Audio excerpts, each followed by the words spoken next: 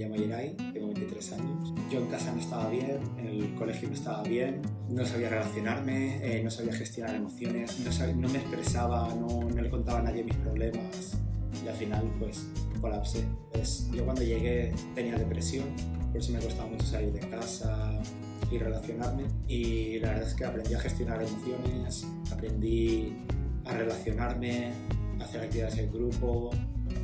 De hecho, más adelante, cuando entraba alguien nuevo al grupo, yo era el que le ayudaba a integrarse porque sabía lo que era. A mí me da pánico entrar en una clase y gracias a Saol ahora ya voy tranquilo porque sé que me puedo relacionar, sé que no se van a meter conmigo, y es algo que hace unos años era imposible pensarlo. O sea, ya solo estudiar me costaba una barbaridad, se me hacía un mundo.